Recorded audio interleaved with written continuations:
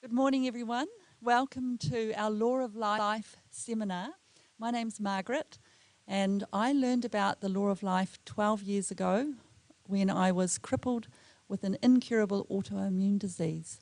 I was in severe pain and severely debilitated with something called psoriatic arthritis, which I had in my jaw, my spine, my chest, my pelvis, my left elbow, both hands, wrists, fingers, thumbs, my right knee and my right ankle. And I was told that there was no cure for this and I would be on immunosuppressant drugs for life. However, I was very fortunate to meet Dr. Horst Mueller, who taught me about the law of life. And within 2 months, the doctors were astounded to find that I was about 97% better, and as I learned more and continued to put it into practice, I continued to get well. And so it is with great pleasure that I would like to introduce you to Stephanie and Michala, who have come from Denmark. They have also learned about the law of life and studied it and know it very well, and I'm sure that you will be very blessed, very challenged, and that you will learn a lot. Would you like to come up? Am I using the microphone, that one? No, you've got your own. I just used this one. Very good. Yes. I just turned this on so it actually works. That's a good thing. Good start. And everybody hears me? Well? Very good. And if you don't, just tell me to raise my voice. The church I come from, it's mainly elderly people there, and I'm often told I need to speak up. So I need to practice a bit, so you just tell me if it is. Yeah. It is very lovely to see so many people here. I hope that you will be open-minded and evaluate the information that comes to you, because I believe it will greatly bless you if you take it. Yeah? So our first lecture, our first meeting will be an introduction to our study.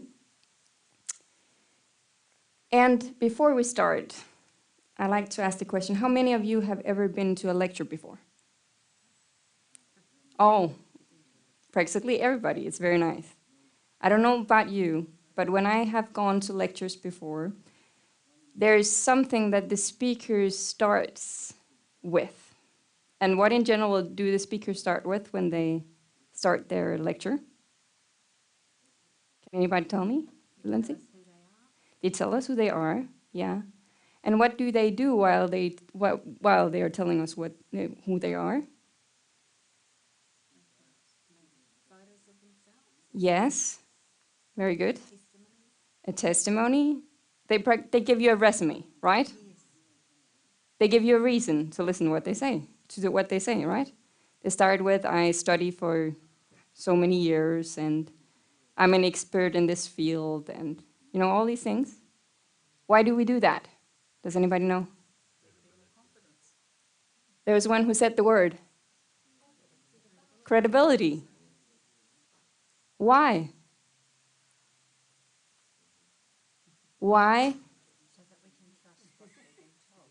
So that we trust what we have been told. Yeah? What is the easiest way to stop an information from spreading?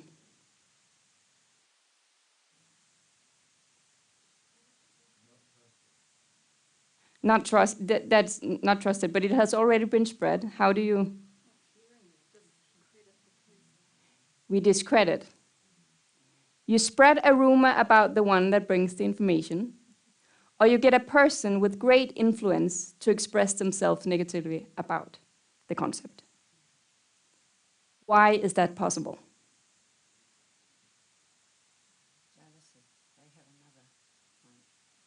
That's the motivation for doing it, maybe, but that's not the thing that makes it possible. Why is it possible that people listen to that? Insecurities. We need something more here. We're searching for the truth, but why do we listen to without even checking out the information? Why do we then reject an information?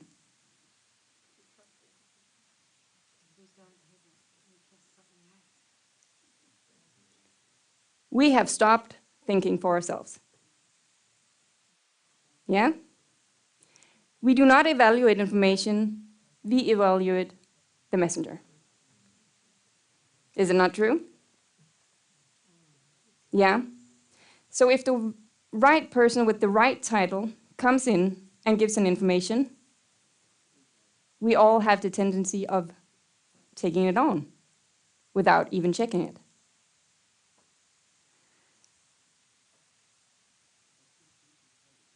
Imagine that there's a life-saving information given to a nobody.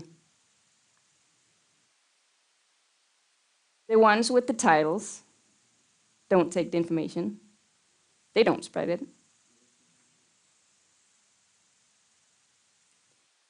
The information is simple.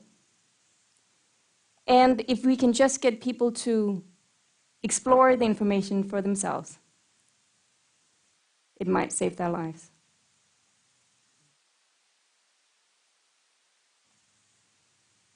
How would you go about it?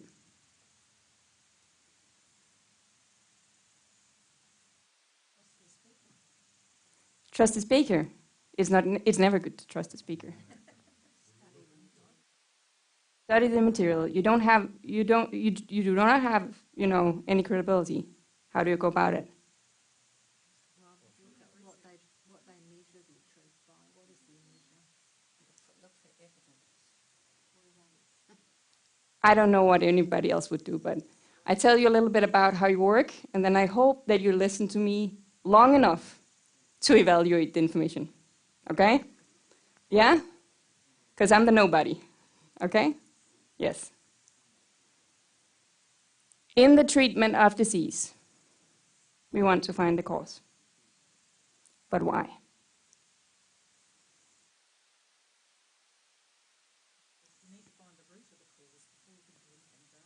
Yeah, that is correct. We look at a picture of it so that we think a little about it, why it's so important.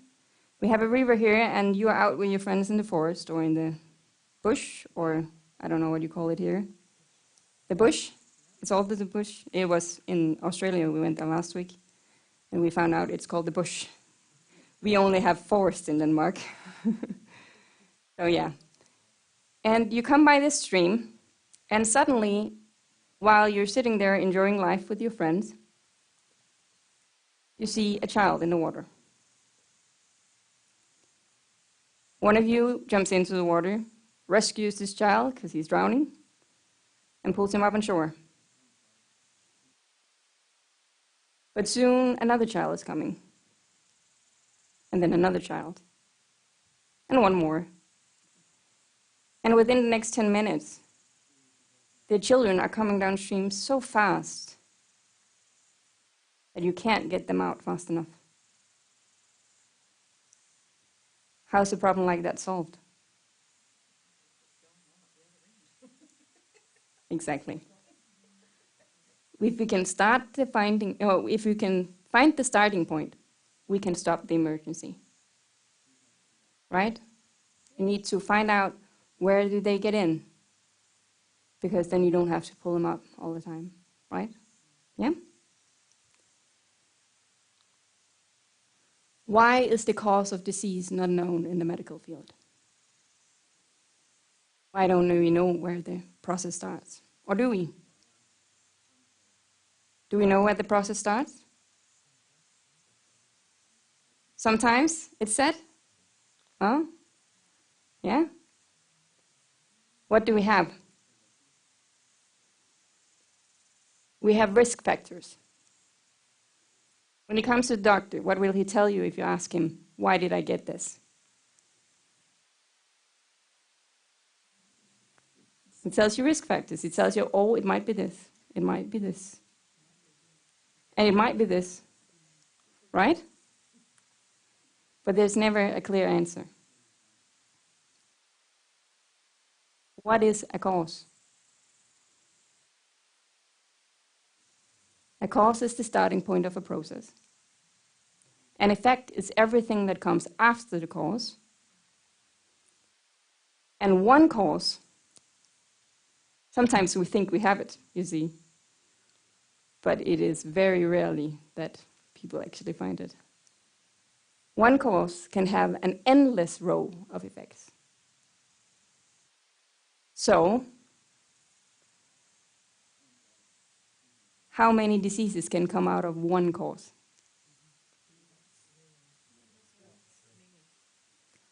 All diseases can come out of one cause. To find the cause, you ask, does something come before? It's very simple, not hard to understand. It's very hard to take in because we are used to the risk factors and we have trusted the information that comes to us. We have a picture here. You know the domino game? All of you? Yeah?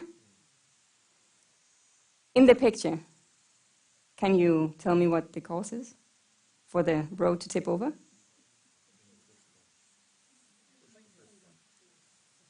There's one who says the first one. There's one who says the finger. Oh, we have a very smart lady here. She just gave us the answer. Last week, people didn't get it so fast. This week they did. They said somebody thought about it and then pushed. Yeah? You see, you don't see the cause in the picture. That's the tricky part. Yeah, but it was very good. So what do we have?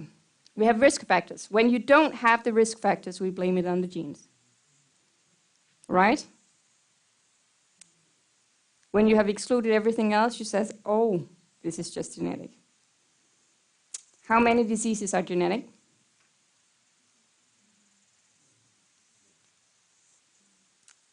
Wrong answer. Every single sickness is genetic.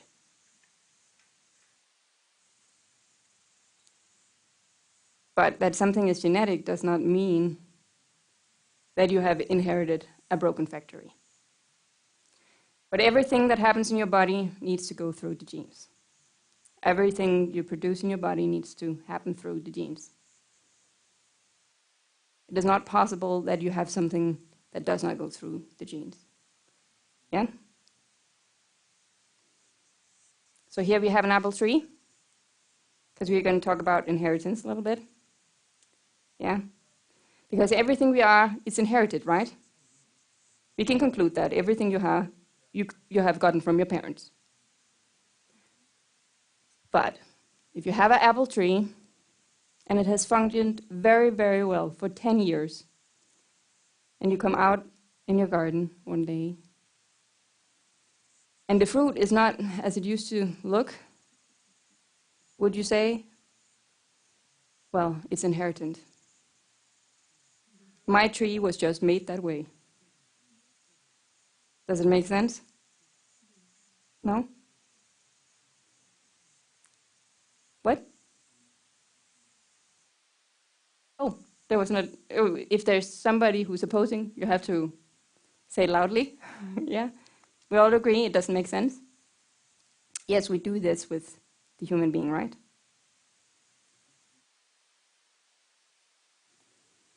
Why would it be unwise to conclude it is inheritance?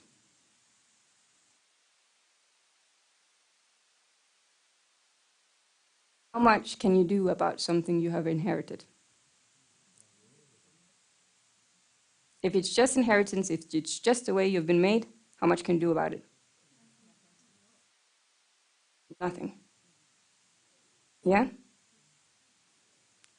So even if you think, I have a disease, I just inherited it, I will challenge you to rethink your thinking. And maybe just take the information into consideration anyway. Yeah? You will never search for the solution to a problem you think is unsolvable.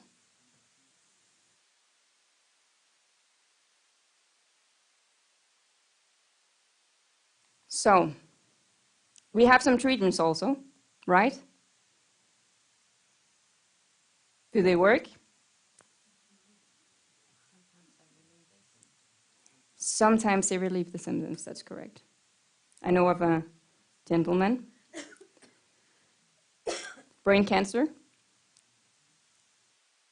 And what happens when you get brain cancer sometimes?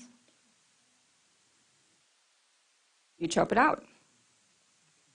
You remove the problem, right? The cause? Well, doctors like to operate. So they chopped it out. They took all of it. Everything was gone. It's back. Because there's a reason you get brain cancer. And if the cause is not taken care of, it either comes back or it just moves to another place in the body. Yeah? Do we know what we are doing in the medical field? Sometimes, when people encounter that this medication is not working, what do the doctor do? Then they say, well, we try another one. Not really knowing what we're doing, right? Just trying to cover all angles. Would we be satisfied if this was any other line of work? Things happen like this? Think about it a bit. We have a few examples. You come home and electricity is out. Yeah? Have you ever tried? The electricity is not working at home? Yeah? Fun?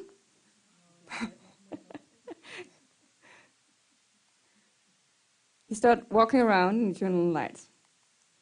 Not working. That's not so nice. Yeah? Then you go to the kitchen, feel a bit hungry, think I'm gonna make myself some nice dinner. Oven. What does it run on? Hopefully gas. In this situation, it would be very nice, right? Yeah. And then you go to the basement because you just used the last pair of underwear and you need to get washed or get your clothes washed, right, for next week. And the washing machine not working either, right? So you realize it's actually not nice when electricity is out. It's too late in the day, so you can't call the expert, but next day you call the expert. He comes along and he goes in and he tries to turn on the lights, not working for him either. Goes and tries the oven, not working either. And he takes your word for the basement, so he doesn't go down there. And then he goes to his car, comes in after a bit, and then he starts pulling out stuff. Candlelights. We have them in Denmark. They're cozy. But would you be happy with living with them for the rest of your life?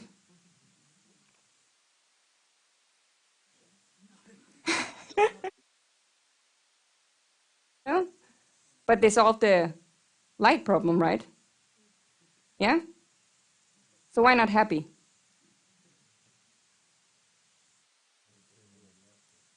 What? Yeah, you rather turn on. That's true. But what is one of the problems with candle lights? It doesn't last very long. But you can always go to the expert and get some new. It's just side effects. This one is for the kitchen. Nice. When you go hiking, it's nice. But for a 6-person family, not big enough. The good old days.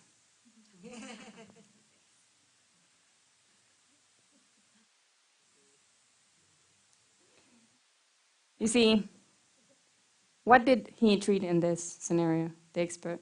What did he do? Did he take the cause or the effect? Did he treat the cause? No.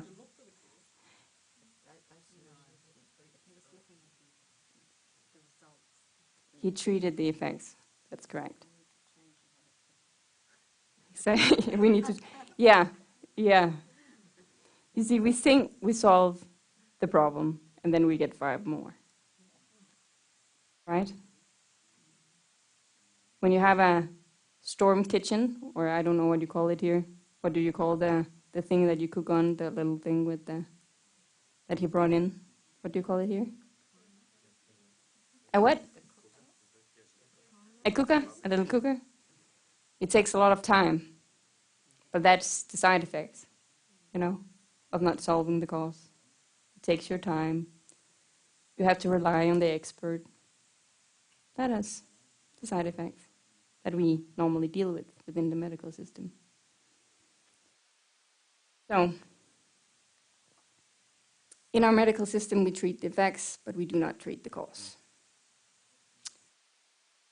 You have gone on holiday, say to Australia. So you have had a very nice holiday. And you come home and your wall looks like this. And you go and you touch it and you find out it's wet. Not very nice. It can damage the house very much when there's water in the house, right? Yeah? So we call the expert. He also comes in, checks. Yes, surely the wall is wet. And he goes to his car, comes in with something. Fans. This is the special type, they have heat in them, so they blow warm water on the wall. It dries the wall. You happy? No? Solve the problem, right? The wall is somewhat dry for a while, right? Yeah, we wouldn't put up with it because we know what will win, water or the wall. The water in the wall will win if the cause is not found and taken care of. Yeah? This is the last one. It's the severe one. It's the bad one when you have cancer. You come home and your house is on fire. Yeah? It's the brain cancer. And you call the expert. And he suits up, goes into the house. After a while, he comes out a victor. And he puts forth his hand. And in his hand, he has the 2 little batteries of the fire alarm. That's what we do when we start cutting up stuff. Now, is it good to cut off the stuff sometimes? Yeah, it is. Is it good to cut out the stuff and not fix the cause? It's not.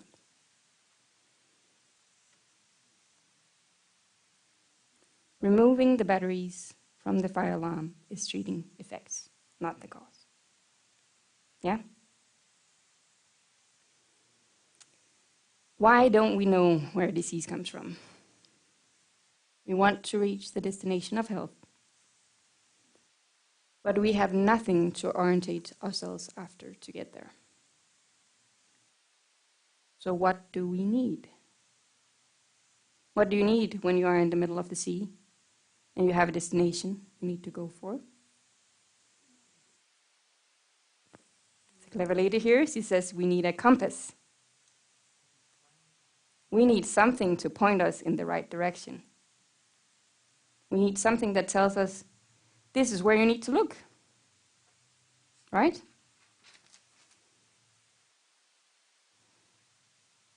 We have a little picture here. Imagine you are trying to build a house. You have an instruction plan. You know what it's supposed to look like. You have workers, but you have no measurement. Everyone is just going by their own estimation. So you have a plan that says the wall needs to be 3 meters. And you have people working together, and one says, well, I believe 3 meters is like this. The next person goes and he says, well, I believe that 3 meters is like this. What's your house going to look like?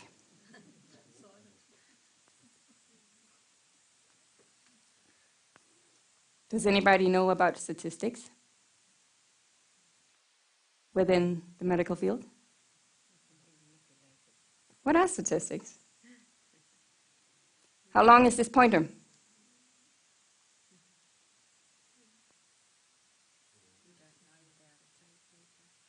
You don't know, but let's try to make some statistics here. How long do you think it is? 8 inches. Somebody else wants to try? 15 centimeters? And what?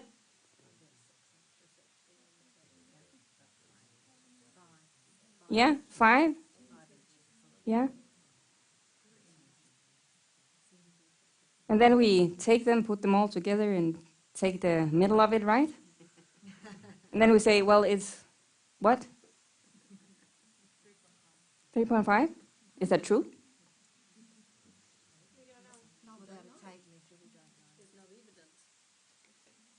Exactly. We don't have a reliable measure. You don't have a reliable measure. And this is statistics. Do you want to build your health on this? Nice? No. But this is our health system.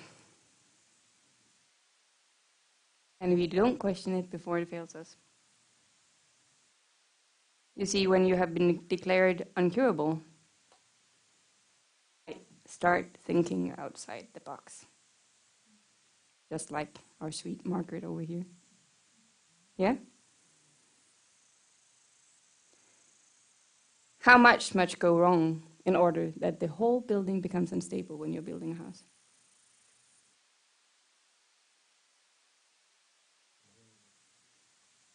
Just the foundation. We want a solid foundation. In order to have a solid foundation, we need to understand that we have 2 types of information in this world. One is the self-evident. That is the thing that gives us the ruler. It's called a ruler, right? Yeah? Whereby we can measure. Right? And then we have the other information that needs interpretation. That's the building plan. Right? You need both in order to build successfully. So here we have the 2 types of information. We have the self-evident, and this is the objects around us, their structure, and their function. This teaches us the measurement. And we have the information that needs interpretation. This is all the opinions. I have to be able to measure. If Margaret thinks this is 6 centimeters, I have to be able to take something, look at it and see, is it really 6 centimeters? Or is it not? You follow? We need something whereby we can include and exclude the information that comes to us. It is also the literature and the studies. How much information can be withdrawn from a single study? How much can you get out of it?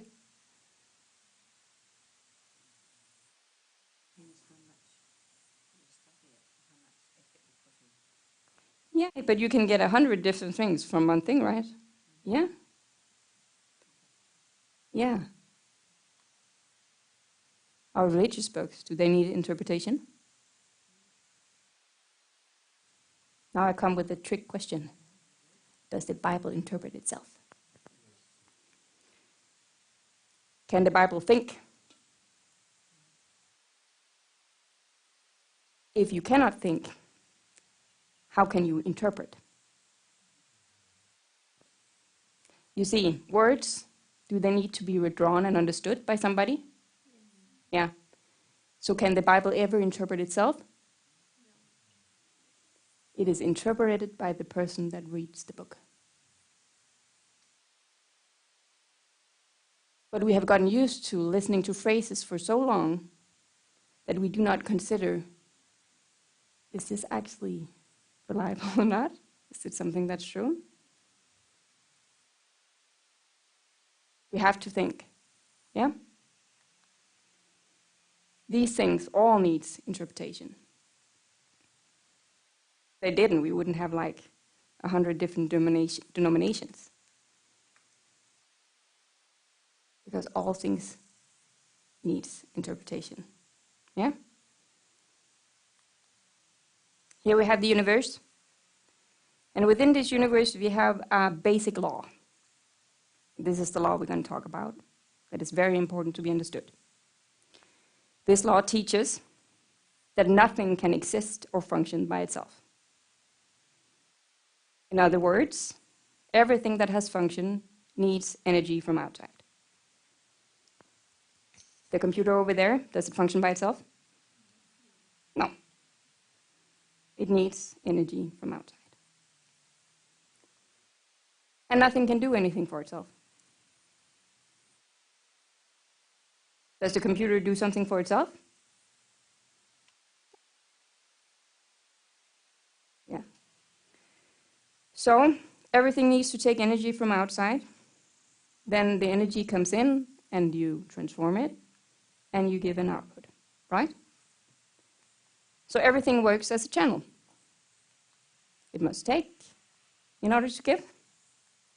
There's an entrance and there's an exit. And we have a cause for everything, and we have an effect for everything that happens.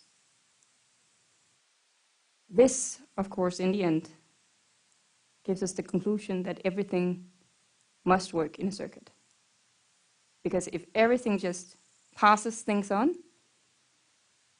there must be a circuit, right?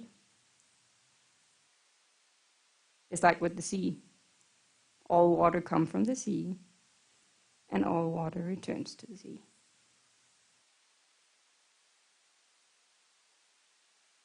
Many places in this circuit needs to be broken in order for the whole circuit to be broken. Just one place. So now I gave you the law first, so now we see it in an example, so it's easier to understand. Here we have the apple tree. Does the apple tree work as a channel? Yeah? It has something it must take? Does it give something? Yeah? What does it give? Apples. Yeah? Does the tree need the apples for itself? There's always one that will say it does. Can you say it again? But that's still not for itself. Yeah, because that's just passing something on. Yeah? But normally people say, well, it needs it because then it needs its own apples to fertilize. And then we have to remember that before fertilization takes place, the apple needs to go through the bacteria, because else there's no fertilization. So the channel never needs anything for itself. It just passes on. Yeah? If you one day get bad apples, how do you solve the problem?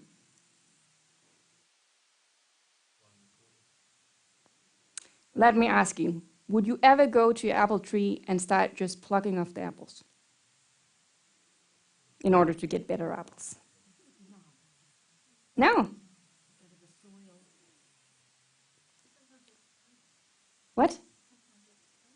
Sometimes you have to prune it. That is true. You do sometimes have to prune it. But can you ever solve the problem with the bad apples from plucking off the bad fruit?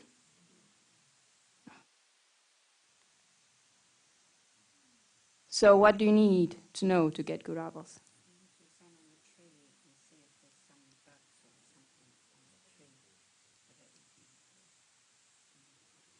Yes, that can be one thing that is very good to examine. But what else is very good to examine? If you don't see anything that's immediate there,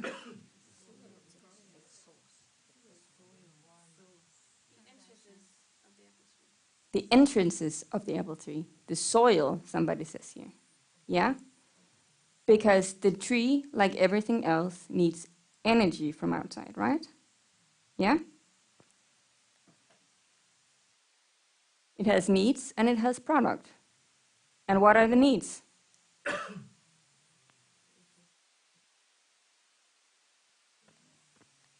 Yeah. It needs some sun, it needs some water, and it needs some nutrition. Yeah? And if those things are not in order, will the tree function?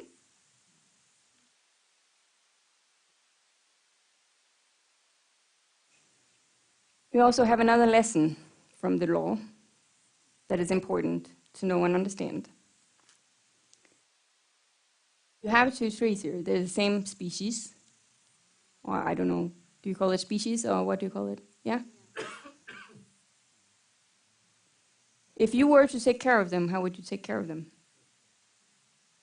The same way, somebody says. So you don't water one and give the other one diesel? No? Put one in the closet and one outside in the sunshine? No? There is a rule in nature that teaches us that within the same species, you find the same basic needs. Now comes the hard question. Is it the same with the human being?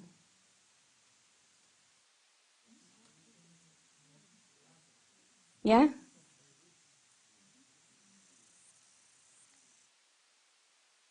Our basic needs are the same. Preferences and amount can be different.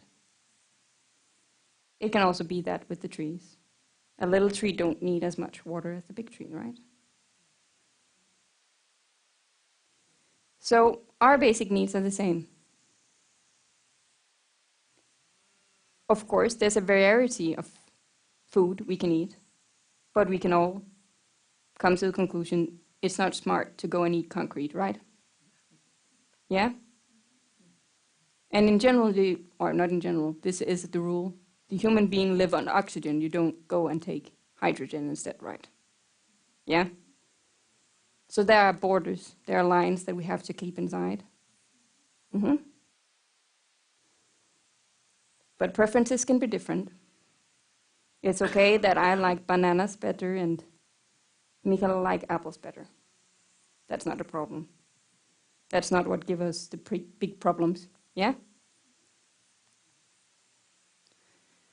So what are the means of our study?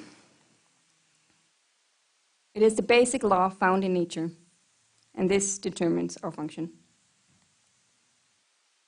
It is that we know that we function as a channel, and we need energy from outside, right? The nature of man, our structure and function, and the needs of man. what we need for a function. You need to know the channel, where the entrances are, and what to put in to the entrances to have good function. Yeah? This is what we build on. So what are the needs of the human being, and why is it important to know? Now we have a little picture of this. A fish out of water. We imagine we are out walking and we find a fish on land. If you don't know the needs of the fish, you might try to do many things to help, but it will be of no avail. You might try to give it the right kind of food, try to make it comfortable on a couch, whatever. It only takes lack of one basic need to kill the fish. Yeah? How problematic is it if we go and try to take oxygen from the water as human beings? It would be in the category of deathly. Yeah? Now, if nobody else knows any better about the needs of the fish, you might claim to be a fish expert, and you can get people to believe whatever you say if they don't know better. Right? Yeah?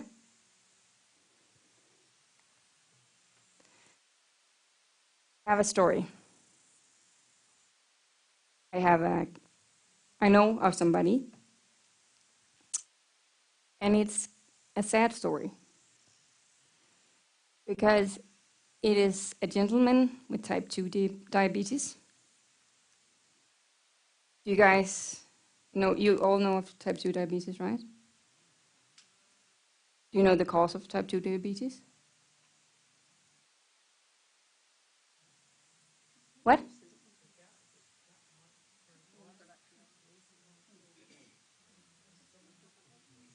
I have trouble. Did you get what they were? No. Yeah.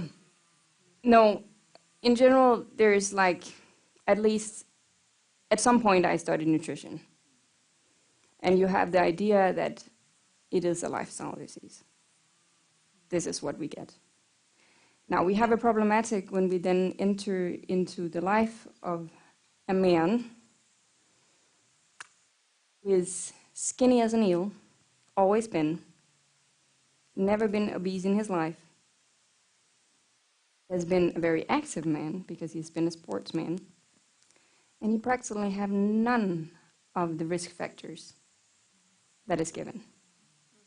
What do? We don't look for a diabetes first start, but the problematic is the doctors has already done that, so they know he has diabetes. Now you have a case where none of your risk factors fit on two. Is that nice? Nice.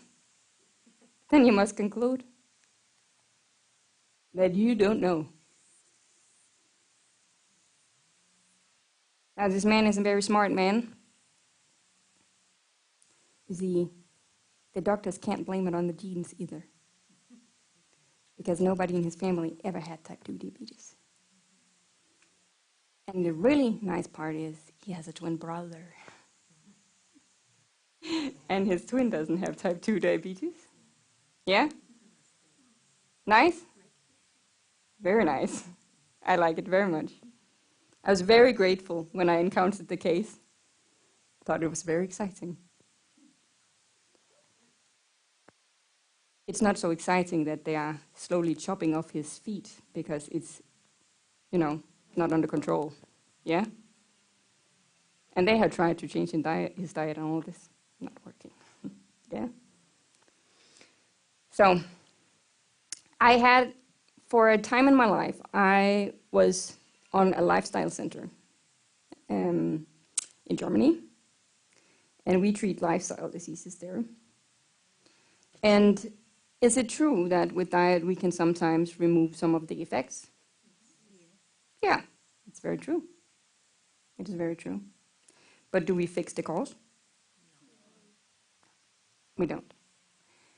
And what in general happens when we are at a place like this is that we find out quite quickly that those people that come to the center are often people who have been there before. Why?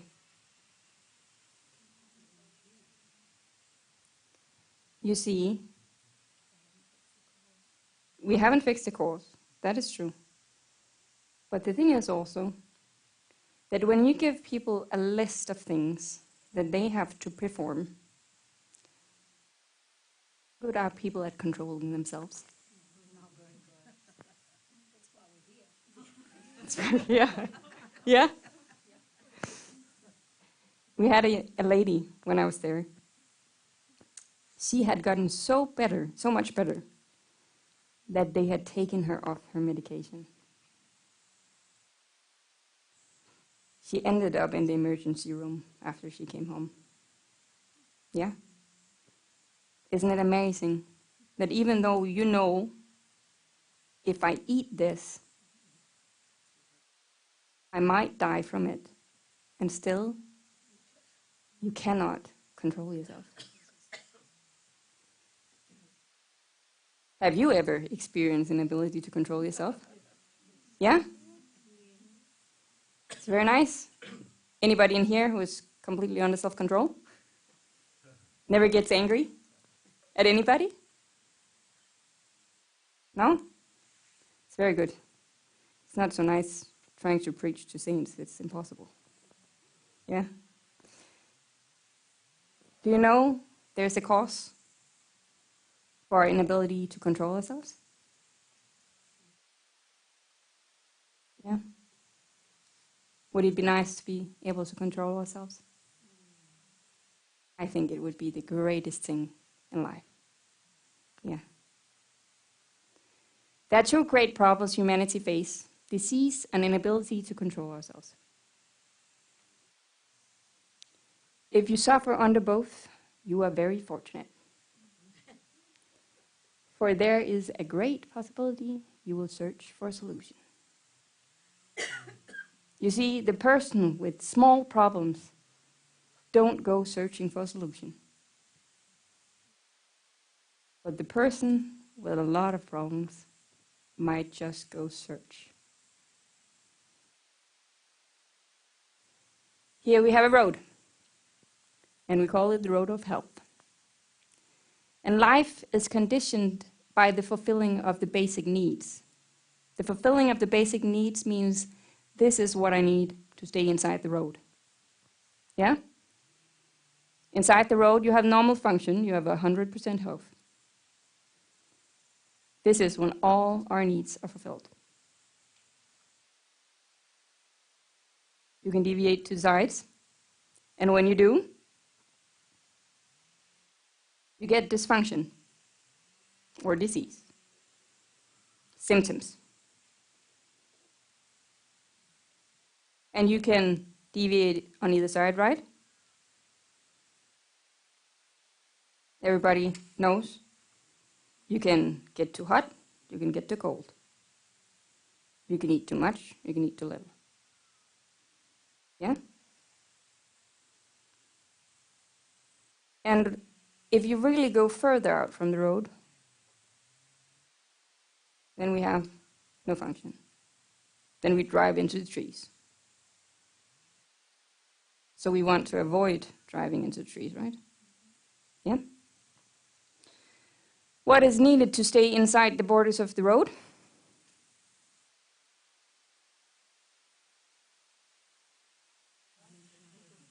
What? Can you say it a little louder? A measure? You have to be able to determine the borders of the road, right? That's the first thing. You need to be able to see the road. If you can't see the road, then, you'll go anywhere. Being able to drive. You need self-control. That is what we were told here, the second row. So what are the needs of the human being? Our needs? Can anybody list them? There's somebody here who started with the thing that we lost it in. Yeah? So it's not the first thing that's getting in here. But can anybody tell me? We need some sunshine, water, food, air, yeah? And then, what do we need more? I wrote here, but we have already been given the answer. We need love, yeah? What is love, and what impact does it have on the human being? That's a big question. Do plants need love? Did anybody say yes? We have a tree here. Will you ever come into your garden and there will be a sign like this?